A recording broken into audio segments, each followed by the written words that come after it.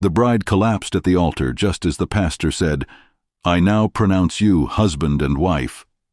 Her white dress spread across the floor like spilled milk, and in that moment, every single person in St. Matthew's Church knew something was terribly, irreversibly wrong. This is the story of how a wedding became a crime scene, and how one man's past came back to destroy everything he'd built. But the real question isn't what happened that day.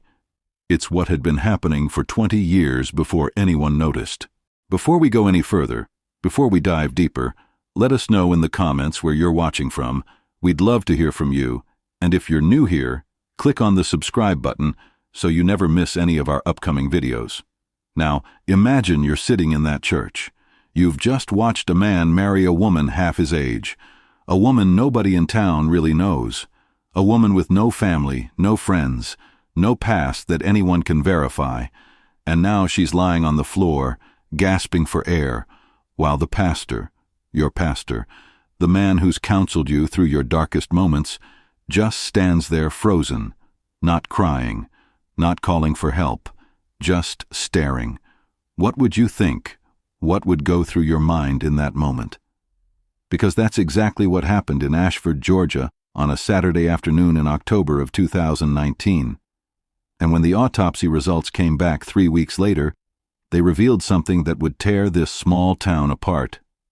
The bride had been poisoned, but not just with any poison, with a rare compound that takes medical knowledge to obtain and weeks of exposure to kill someone, which meant whoever did this had been planning it for a very long time, and they had access to her every single day. Reverend Thomas Hayes had been the pastor of St. Matthew's Church for 32 years. If you lived in Ashford, you knew him. He baptized your children. He married your sons and daughters. He buried your parents. He was the kind of man who remembered everyone's birthday and showed up at the hospital when you had surgery. People trusted him completely. His first wife, Margaret, had died of cancer 7 years earlier, and the whole town mourned with him. She'd been a school teacher, beloved by everyone, and her death left Thomas devastated. For 3 years, he barely functioned. He led services, but the light in his eyes was gone. He stopped accepting dinner invitations. He stopped telling jokes. He became a shadow of the man he used to be. Then in the spring of 2019, everything changed. Thomas started smiling again, started talking about hope and new beginnings in his sermons, and when people asked him what happened, he told them he'd met someone. Her name was Sarah Mitchell, and she was 28 years old. Thomas was 56. The age gap raised eyebrows immediately, but Thomas was defensive about it. He said Sarah understood him in ways no one else could, that she'd experienced loss too, that God had brought them together for a reason. Sarah had moved to Ashford 6 months earlier, taking a job as a waitress at the diner on Main Street. She was quiet, polite, kept to herself mostly. She had pale skin, dark hair, and a sadness in her eyes that some people found mysterious and others found unsettling. She told people she was from Florida originally, that her parents had died in a car accident when she was 16, that she'd been moving from place to place ever since, trying to find somewhere that felt like home. Nobody had any reason not to believe her. Nobody thought to question her story because why would they? She was just a waitress, just a lonely young woman who'd had a hard life. When Thomas announced in July that he and Sarah were engaged, the reaction was mixed. Some people were happy for him, thought he deserved love again after everything he'd been through. Others worried he was moving too fast, that he didn't really know this woman, that the age difference was inappropriate for a man in his position. But Thomas wouldn't hear any criticism. He said they were in love, that Sarah made him feel alive again, and that he didn't care what anyone thought. The wedding was scheduled for October 12th. It was going to be simple, intimate, just close friends and members of the congregation. Sarah didn't have any family to invite, which some people found sad and others found convenient. No one to ask difficult questions, no one to verify her story, no one to object. The ceremony was supposed to start at 2 in the afternoon. By 2:15, the bride was dying on the floor. And by the time the ambulance arrived, it was already too late.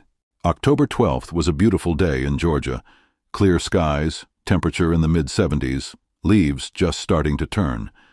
St. Matthew's Church looked perfect that morning, decorated with white roses and candles. About 60 people filled the pews, dressed in their Sunday best, whispering quietly while they waited for the ceremony to begin. Thomas stood at the altar in a dark blue suit, hands clasped in front of him, smiling nervously. His best man, Deacon Robert Caldwell, stood beside him, occasionally leaning in to whisper something reassuring. Thomas kept glancing at the back of the church, waiting for Sarah to appear. At exactly 2 o'clock, the pianist began playing Pachelbel's Canon in D. Everyone stood and turned toward the entrance. And then Sarah appeared, walking down the aisle alone because she had no one to give her away. She wore a simple white dress, nothing elaborate, and carried a small bouquet of wildflowers. But here's what people remembered most clearly later, when they were interviewed by police. Sarah's face. She wasn't smiling. She wasn't crying. She looked almost blank, like she was going through the motions of something she'd rehearsed but didn't feel. And when she reached the altar and took Thomas's hands, he whispered something to her, something only she could hear, and for just a split second, her expression changed. It was hard to describe later, but several people noticed it. A flash of something, anger maybe, or satisfaction. Then it was gone, and the ceremony began. The pastor performing the ceremony was Reverend Martin Cross from a neighboring church. He kept it short and traditional. Love, commitment, faith, loyalty, all the usual elements. Thomas and Sarah exchanged vows they'd written themselves.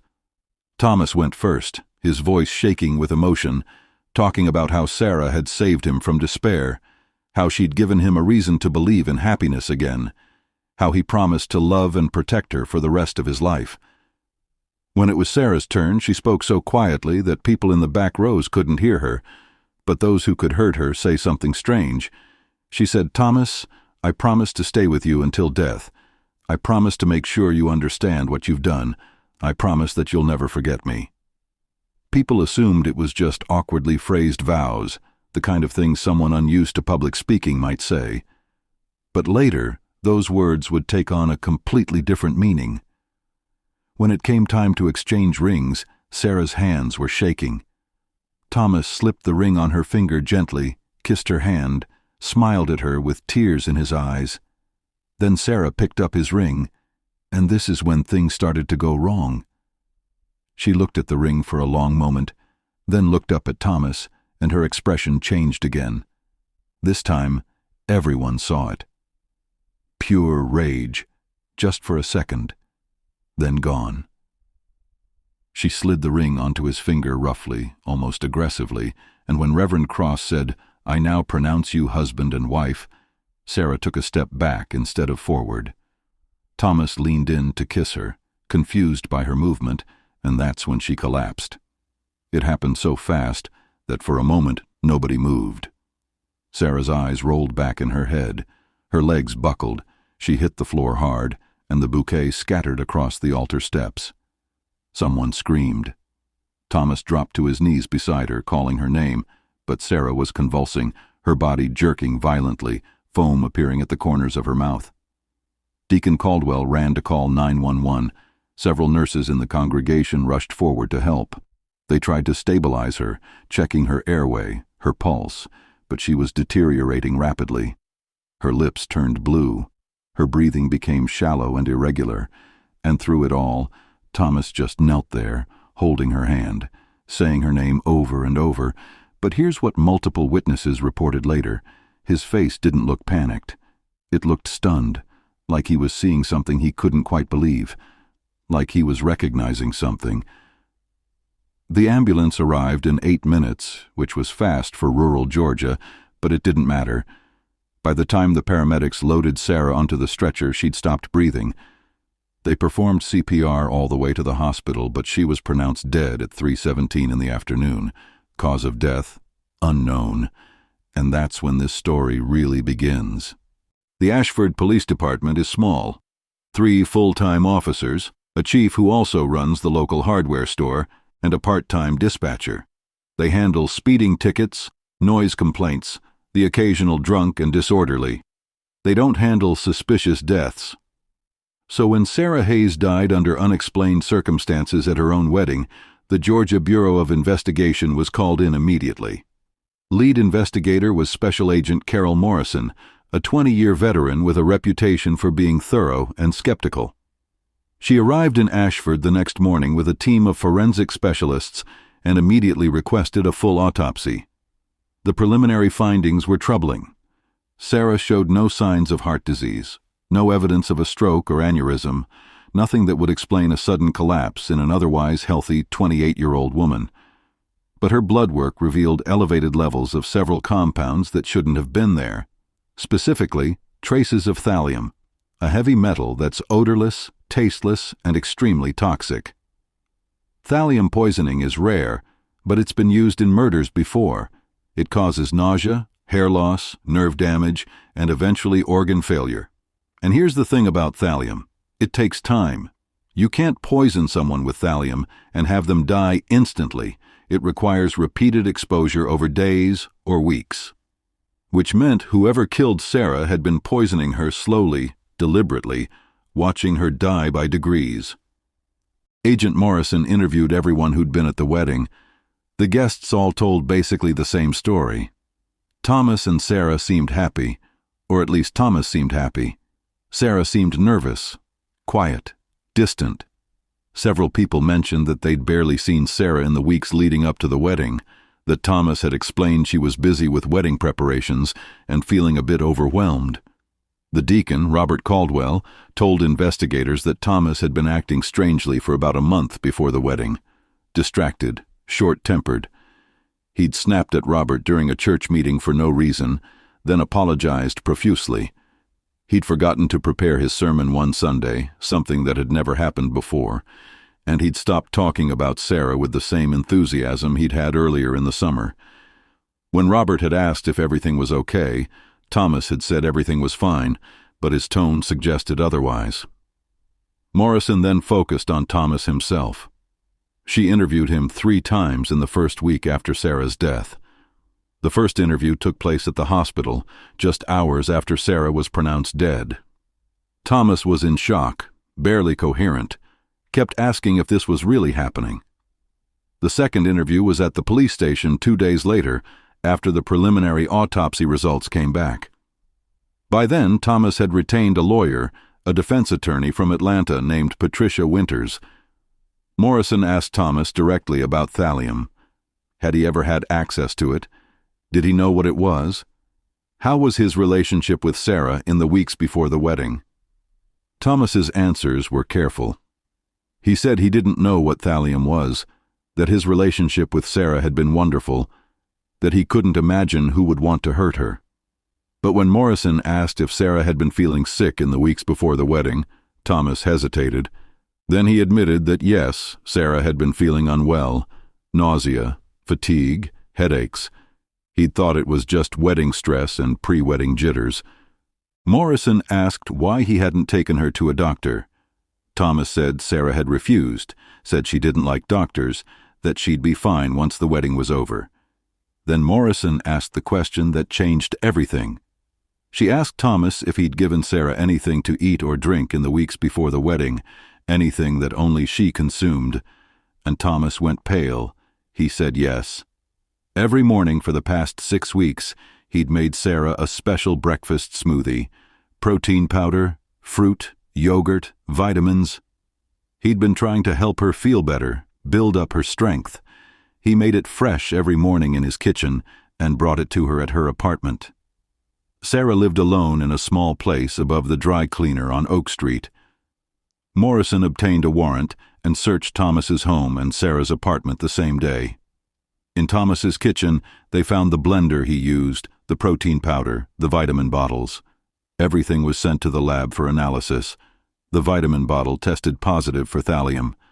Someone had laced the vitamins with poison, and Thomas had been feeding it to Sarah every single morning for 6 weeks, never knowing he was killing her.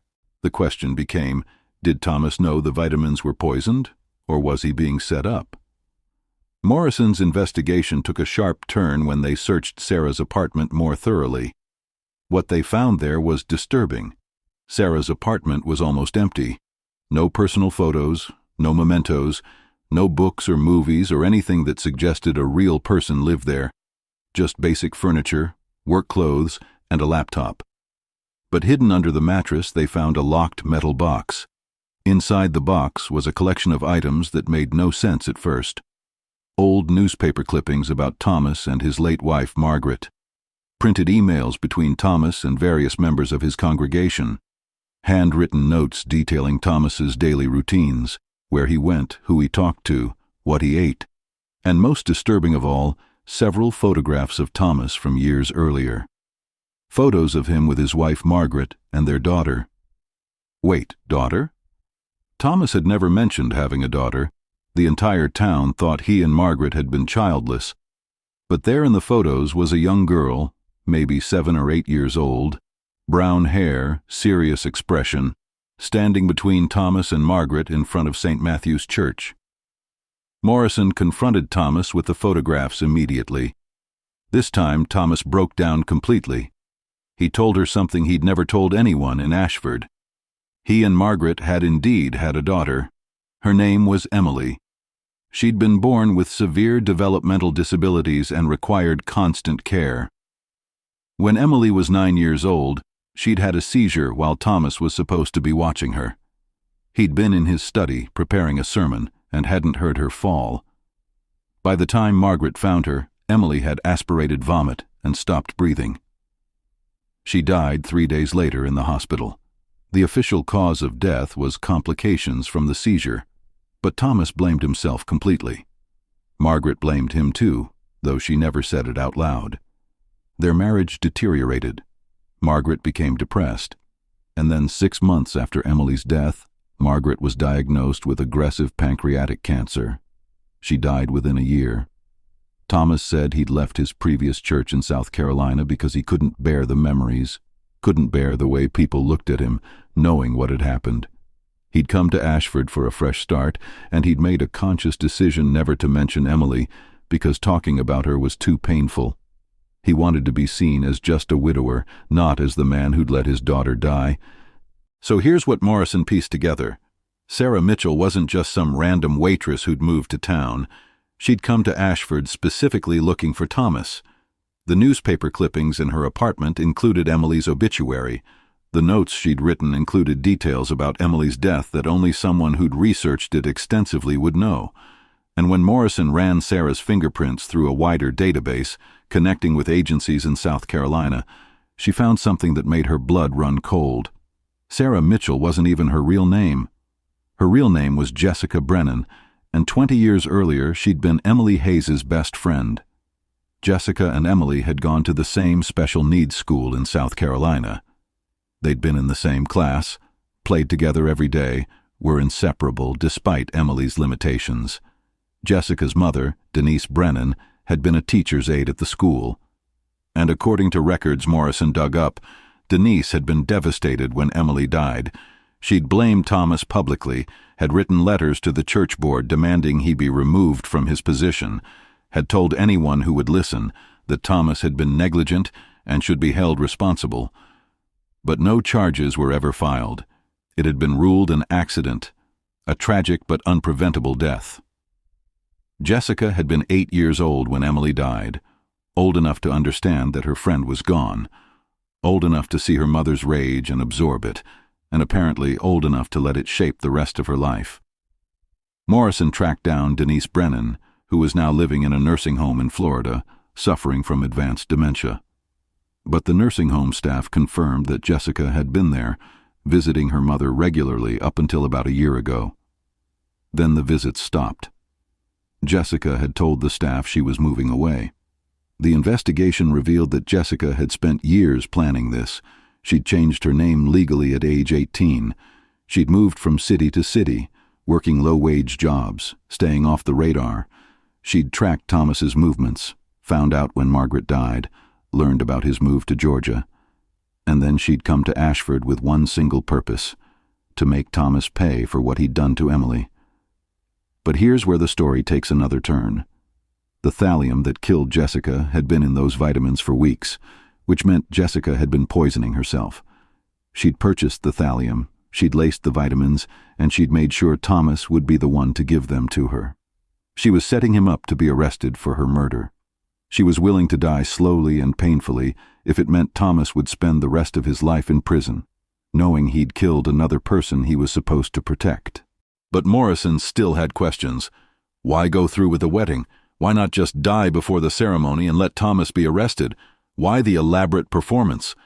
The answer came from Jessica's laptop. She'd kept a journal, typing entries almost every day for the past year.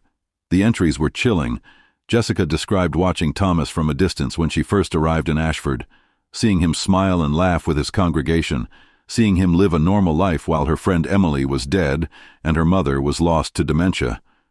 The rage in her writing was palpable. But as the months went on, something shifted. Jessica wrote about getting to know Thomas, about their conversations, about the way he talked about his faith, about redemption, about guilt. She wrote that she could see his pain, that she understood he was suffering too, and that made her even angrier. She wrote, "He doesn't get to suffer quietly and be forgiven. He doesn't get to move on and find peace. He needs to know exactly what he took from me, from my mother, from Emily. He needs to feel it in his bones." The wedding wasn't just about framing Thomas for murder. It was about making him love her first, making him believe he'd found happiness again, making him stand at that altar in front of everyone he knew and watch her die, knowing there was nothing he could do. It was about destroying him emotionally before destroying him legally. But there was one more entry in the journal, dated the night before the wedding. In it, Jessica wrote something that changed everything. She wrote that she'd confronted Thomas 3 days earlier. She'd gone to his house and told him everything, who she really was, why she'd come to Ashford, what she'd done to herself, and she'd given him a choice. He could call the police right then, tell them what she'd told him, and save himself. Or he could go through with the wedding, stand beside her as she died, and accept it as his punishment. Thomas had chosen to go through with the wedding. Morrison arrested Thomas on charges of accessory to murder, failure to report a crime, and negligent homicide. But the district attorney struggled with the case. How do you prosecute a man who watched someone commit suicide but didn't pull the trigger? Thomas's lawyer argued that he'd been emotionally manipulated, that he was still traumatized by his daughter's death, that Jessica had exploited his guilt. Thomas himself gave only one statement to the press. He said, "I let Emily die because I wasn't paying attention. I let Jessica die because I was paying too much attention. I don't know which one is worse, but I know I deserve whatever happens to me now." The case went to trial 18 months later. The courtroom was packed every single day. The prosecution argued that Thomas had a moral and legal obligation to stop Jessica, to get her medical help, to tell someone what was happening, that by staying silent and participating in the wedding, he'd essentially helped her kill herself. The defense argued that Thomas had been a victim of an elaborate revenge plot, that Jessica had manipulated him psychologically, and that his only crime was being paralyzed by guilt and shame. The jury deliberated for 6 days. In the end, they found Thomas guilty of failure to report a crime and negligent homicide. He was sentenced to 12 years in prison. The judge, in delivering the sentence, said something that stuck with everyone in the courtroom. He said, "2 people died because of what happened 20 years ago. One died from an accident that could have happened to anyone. The other died from a hatred that consumed her entire life. And you, Reverend Hayes, are the only one left alive to carry the weight of both deaths. I hope that 12 years is enough time for you to figure out how to live with that." Thomas Hayes is currently serving his sentence at a minimum security facility in central Georgia. He's been a model prisoner, according to reports. He leads a Bible study group and works in the prison library. He refuses all interview requests. Jessica Brennan, who the world knew briefly as Sarah Mitchell, was buried in a small cemetery in Florida, next to her mother, who died 3 months after the trial ended. Only 5 people attended her funeral. As for the town of Ashford, St. Matthew's Church closed its doors 6 months after the trial. The congregation scattered to neighboring churches. The building sits empty now, windows boarded up, weeds growing through cracks in the parking lot. Nobody wanted to worship in a place where so much pain had unfolded. A pastor who made a terrible mistake 20 years ago. A little girl who died too soon. Another little girl who grew up carrying her friend's death like a weapon. And a town that learned that sometimes the most dangerous thing a person can carry isn't a gun or a knife, but an unhealed wound. Here's what I keep thinking about. Was Thomas Hayes a murderer? Legally, the jury said no. Morally, that's harder to answer. He didn't poison Jessica, but he watched her poison herself and did nothing. Is that the same thing? And what about Jessica? Was she a victim or a villain? She spent 20 years letting rage consume her, letting it dictate every choice she made, letting it literally kill her in the end. But that rage came from a real place, from real loss, from watching her mother fall apart, from losing her best friend. There's no clear villain in this story, just broken people making terrible choices and leaving more broken people in their wake. If you were in Thomas's position, if someone came to you and said they were going to die and there was nothing you could do to stop them, what would you do? Would you call for help even if they begged you not to? Would you try to save them even if they didn't want to be saved? Or would you, like Thomas, accept it as some kind of cosmic justice for your past mistakes? These are the questions that keep me up at night. These are the questions that don't have easy answers. And maybe that's the point. Maybe some stories aren't supposed to have neat conclusions. Maybe some pain is too deep to ever fully heal. We'd love to know what you think. Was Thomas guilty? Did he deserve 12 years in prison? Was Jessica justified in her revenge? Drop your thoughts in the comments below because these conversations matter. Understanding how we got here, how pain turns into rage, and rage turns into tragedy, that's how we maybe, possibly prevent the next one. And if this story affected you, if it made you think about your own grief, your own guilt, your own unhealed wounds, I hope you'll talk to someone, a friend, a therapist, anyone, because the lesson here, if there is one, is that carrying pain alone never ends well. It didn't end well for Emily, it didn't end well for Thomas, and it certainly didn't end well for Jessica. Thanks for watching. This has been Dark Motive, where every secret has a story, and every story leaves scars. Until next time.